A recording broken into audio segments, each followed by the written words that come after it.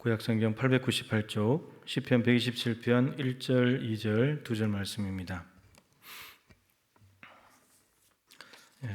한 목소리로 읽도록 하겠습니다.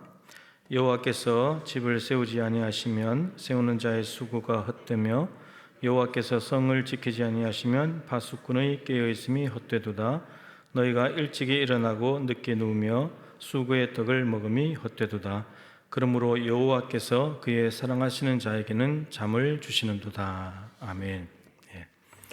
오늘 설교 제목으로 인사 한번 하겠습니다. 옆에 분과 은총이 자연을 완성합니다. 인사 한번 하겠습니다. 뭔 말인지 잘 몰라도 인사하면 하여튼 좋습니다. 은총이 자연을 완성합니다 라는 제목인데, 이제 이 말은 중세 신학자인 토마스 아퀴나스가 한 말입니다.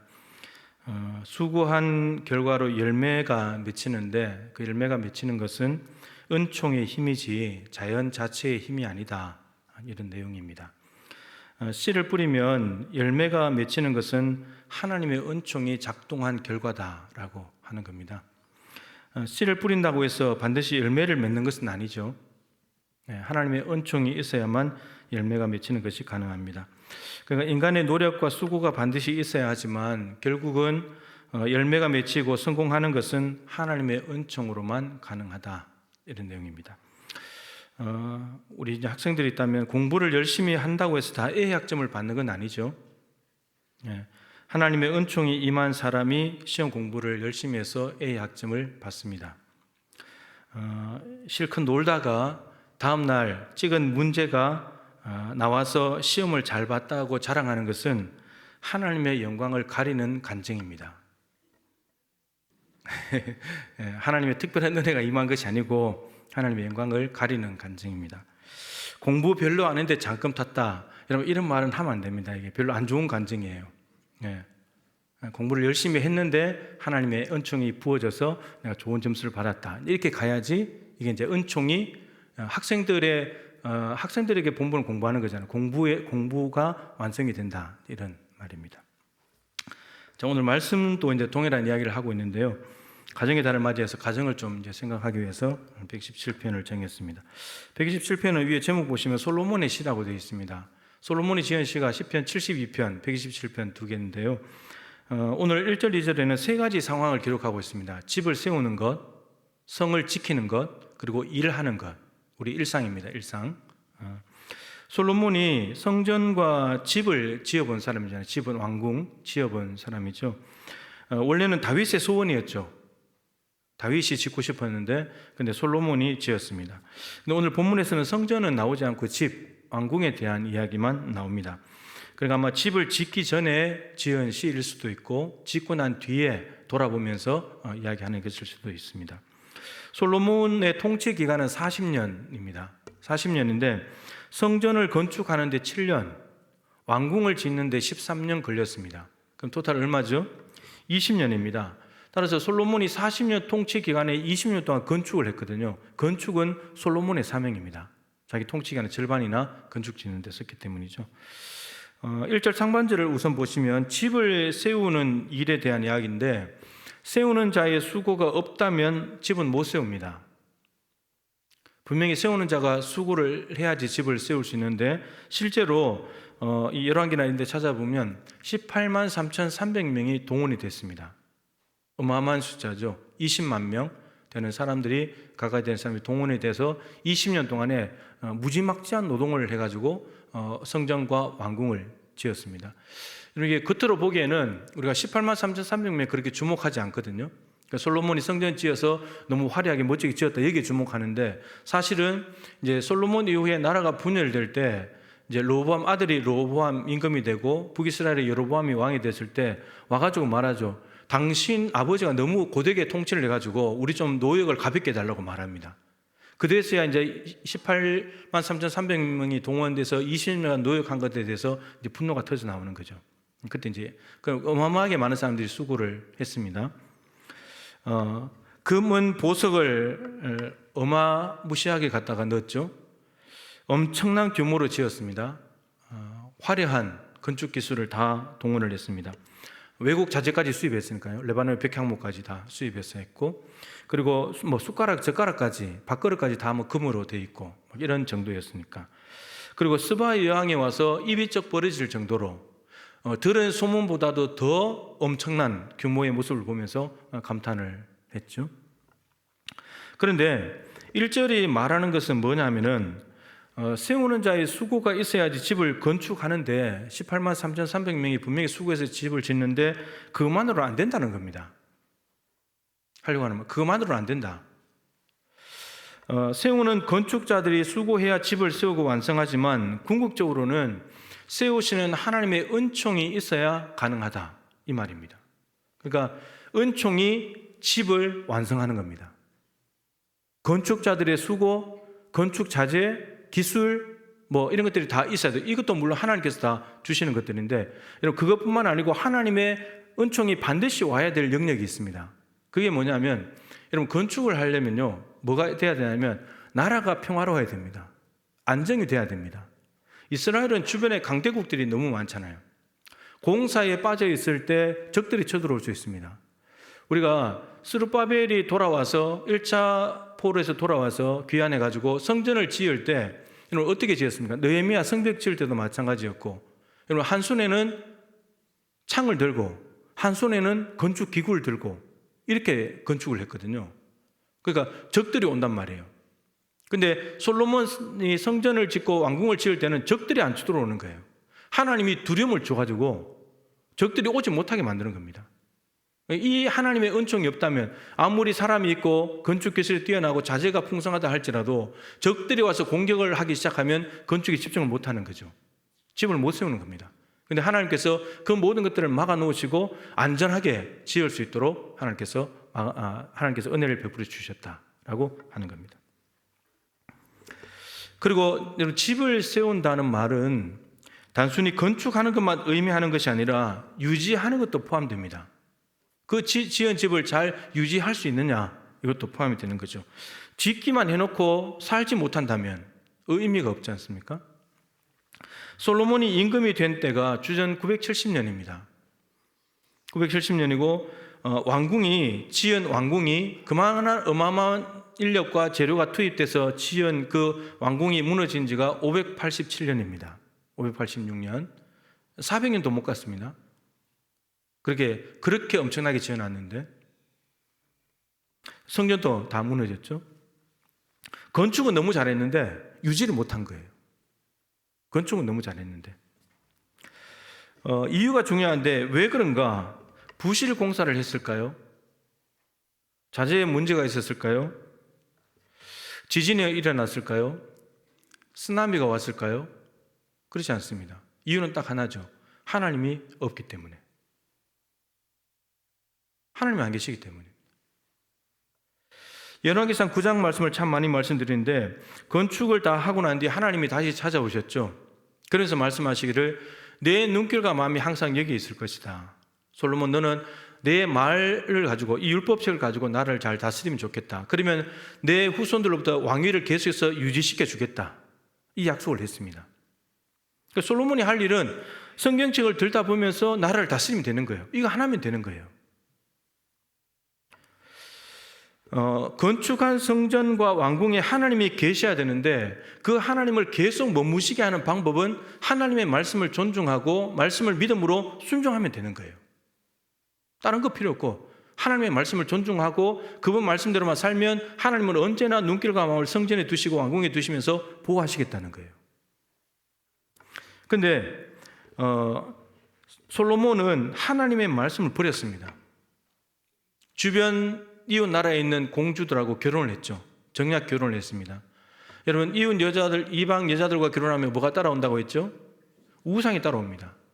그래서 여러분 우상 숭배가 이스라엘 성전 안에서 예루살렘에서 시작된 시작 지점이 솔로몬입니다. 솔로몬. 하나님을 버렸죠. 그래서 여러분 이가봇이 시작이 됐습니다. 하나님의 영광이 떠나는 것이 시작이 되는 시점이 솔로몬입니다.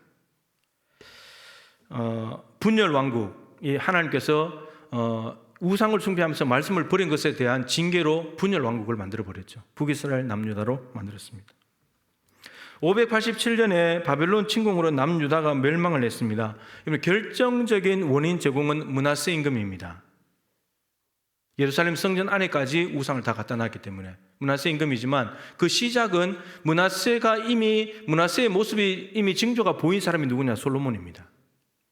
솔로몬부터 시작돼서 이미 우상으로 남유다가 이스라엘 백성들 망할 것이 이미 솔로몬에게서부터 그림자가 드리우기 시작했습니다.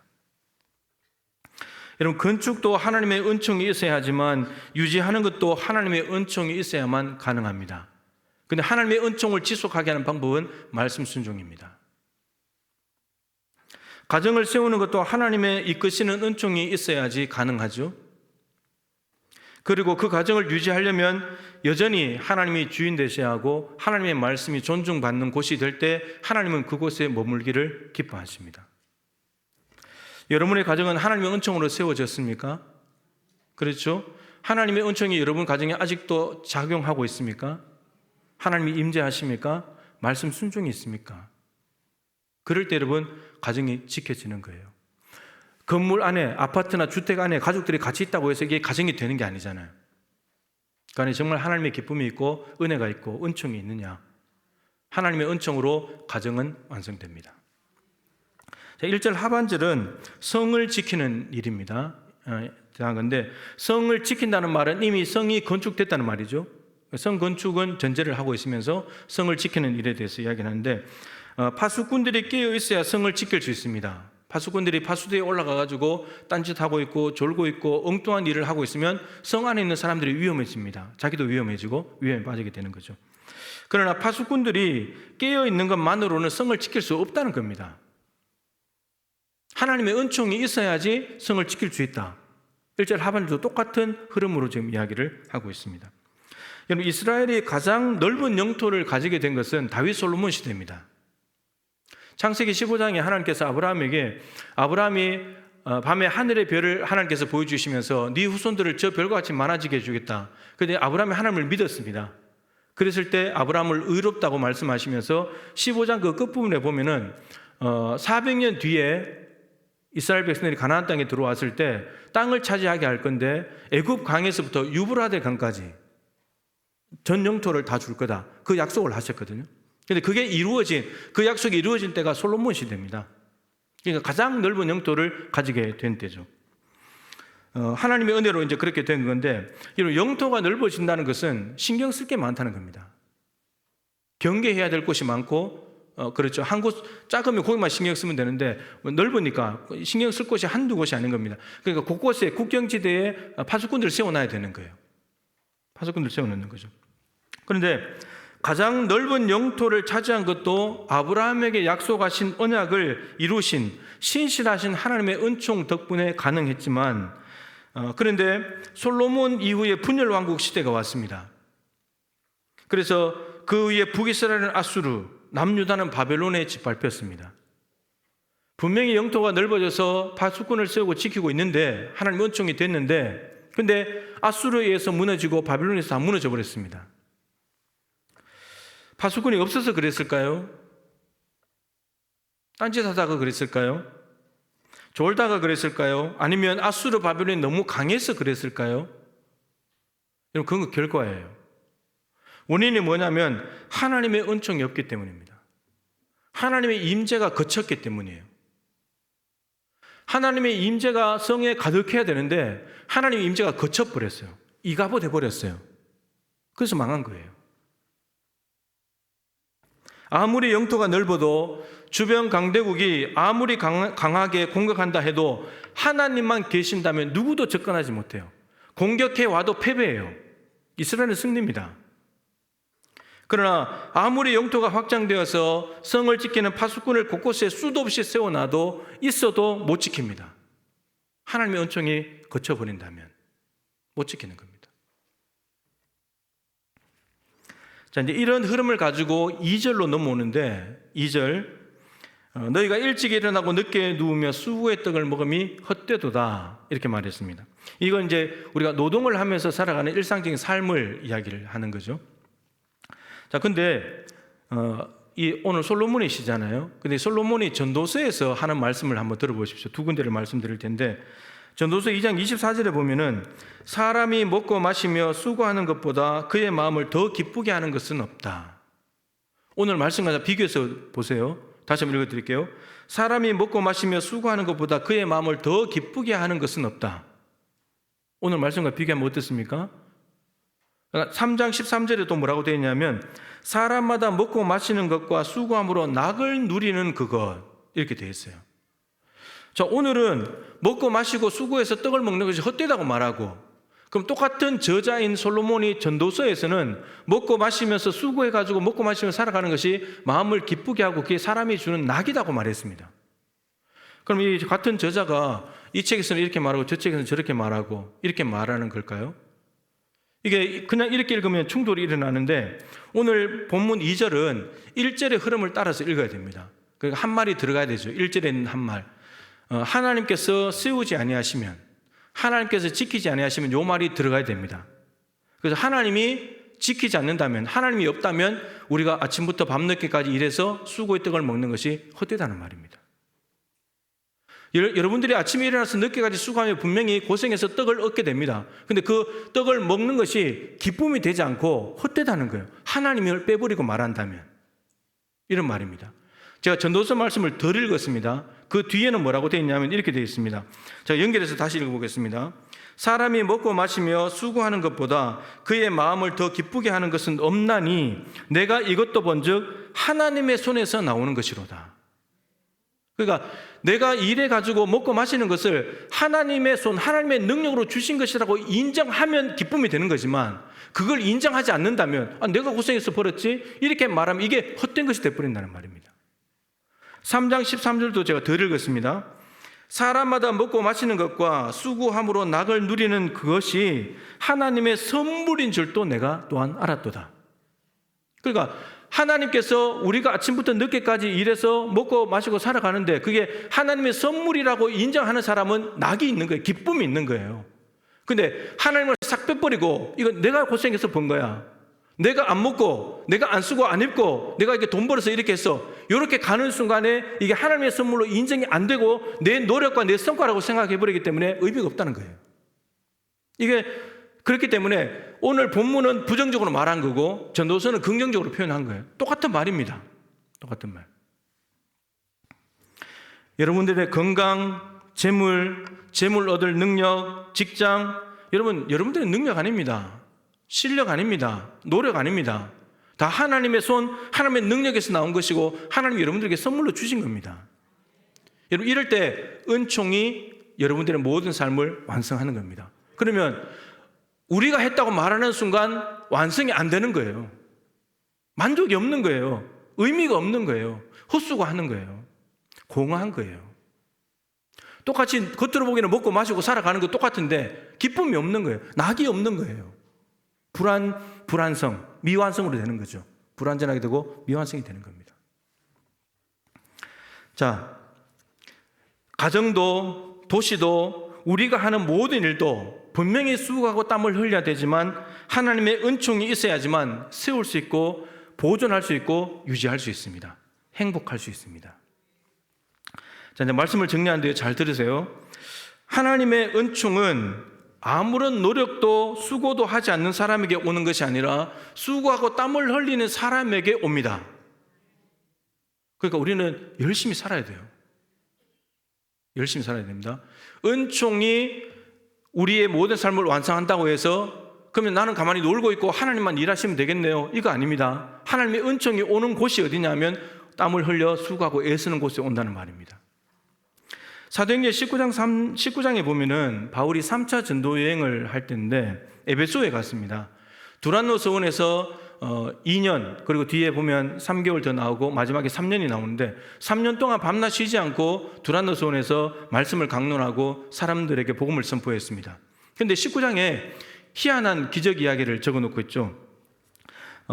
바울이 가지고 있던 손수건 그리고 앞치마가 있는데 그것을 병자들에게 갖다 얹으면 병이 낫고 귀신들이 떠나갑니다. 희한한 능력을 행하게 하시는 거죠. 이런 바울의 손수건이나 앞치마는 뭡니까? 바울은 자비랑 선교사였기 때문에 천막 짓는 일을 했잖아요. 앞치마를 하고 천막 짓는 일을 했습니다. 그리고 손수건은 땀을 닦는 거죠. 바울이 열심히 천막 짓는 일, 수고 노동을 하면서 땀을 흘리고 수고하면서 열심히 일을 했습니다. 그리고 그 돈을 가지고 이제 선교를 하는 거죠. 복음 전파를 하는 겁니다. 그런데 하나님께서 자연적인 노동을 하고 있는 바울의 앞치마와 손수건이 너무나 성실하고 열심히 묻어있는 그곳을 통해서 하나님은 초자연적인 은총을 베푸시는 거예요. 그래서 병자가 떠나가는 겁니다. 우리에게 주어진 일상, 집에 있으면서 일을 하고 사업을 하고 장사를 하고 사무실에 있고 논밭에서 땀을 흘리며 수고하는 일은 매우 중요합니다. 하나님의 초자연적인 은총이 거기에 임하기 때문입니다. 절대 여러분 그래서 게으르게 할 수가 없습니다. 농땡이 부릴 수가 없는 거예요. 열심히 일을 해야 합니다. 하나님이 그곳을 찾아가시기 때문입니다. 자, 근데 또 하나 분명히 우리가 열심히 수고한 대로 우리가 먹을 것을 얻어가지고 살아가는데, 근데 열심히 수고한 만큼 항상 벌 수 있느냐? 그러지 못하다는 겁니다. 분명히 수고한데 하나님의 은총이 임하지만 수고했는데도 불구하고 아무런 열매가 없을 때가 있어요. 여러분 삶에서 경험하실 겁니다. 정말 뼈 빠지게 고생했는데 남은 게 없는. 누가복음 5장에 잘 아시는 이야기겠죠. 베드로가 밤이 새도록 고기를 잡았습니다. 근데 한 마리도 잡지 못했습니다. 흙 그물질만 계속 한 거죠. 밤새도록 한 것입니다. 빈배였습니다. 물고기가 없었으니까. 자, 보세요, 여러분. 베드로가 농땡이를 부리면서 대충 그물을 내려가 고기를 잡았기 때문에 한 마리도 못 잡은 게 아닙니다. 정말 열심을 다해서 밤이 새도록 한두 번 해보고 오늘 밤 안 되겠구나 포기가 아니고 밤이 새도록 물고기 잡는 일을 수고를 다했습니다. 근데 아무것도 없었습니다. 노동이 무가치하게 된 겁니다. 노동이 분명히 땀을 흘리면서 애를 쓰면서 손가락이 상해가면서까지 일을 했는데 아무런 가치가 없는 노동의 무가치함이 드러나게 됐죠. 여러분 이런 일들이 많습니다. 그런데 이런 일이 왜 일어나냐? 아담의 저주 때문입니다. 이 거슬러 올라가면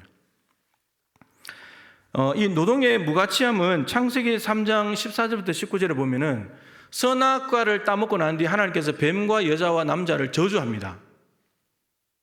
그러니까 선악과를 먹지 말라고 하는 하나님의 말씀에 불순종하게 되면서 인간의 노동은 별로 가치가 없어지는, 그러니까 수고는 엄청나게 하는데 그만한 대가를 받지 못하는, 겨우겨우 이 피조세계가 보존이 되는 빈곤한 상황들을 창세기 3장에서 묘사하고 있습니다. 너무너무 애를 쓰는데도 땀을 뻘뻘 흘리고 했는데도 가시덤불과 엉겅퀴가 나는 그런 상황 속에 살아가게 됐다는 겁니다. 이게 왜 그렇게 되냐? 아담이 하와가 하나님의 말씀에 불순종했기 때문입니다. 불순종 때문에 열심히 수고하고 애를 쓰지만 아무런 열매가 없는 이런 일이 벌어지게 됐다는 겁니다. 갈릴리 바다에서 통뼈가 굵은 베드로가 물고기 잡는 데 전문가지만 베드로가 이 경험한 노동을 밤새도록 했는데도 아무런 가치도 없는 헛수고한 이것은 베드로가 아담의 저주 아래에 묶여있기 때문입니다. 우리도 마찬가지입니다.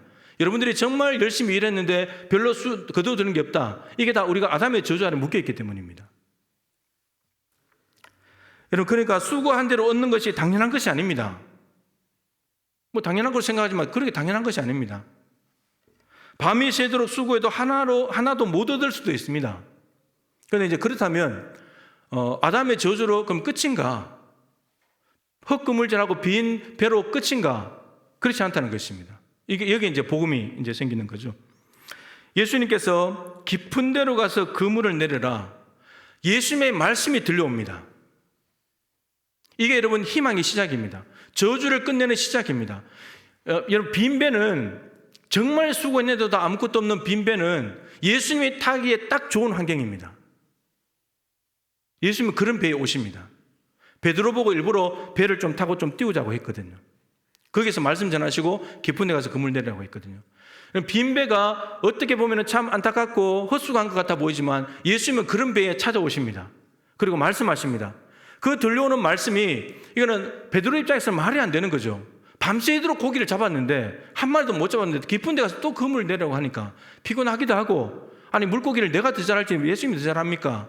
그럴 수도 있는 거고, 그런데 베드로는 말씀에 의지해서 그물을 내립니다. 가서.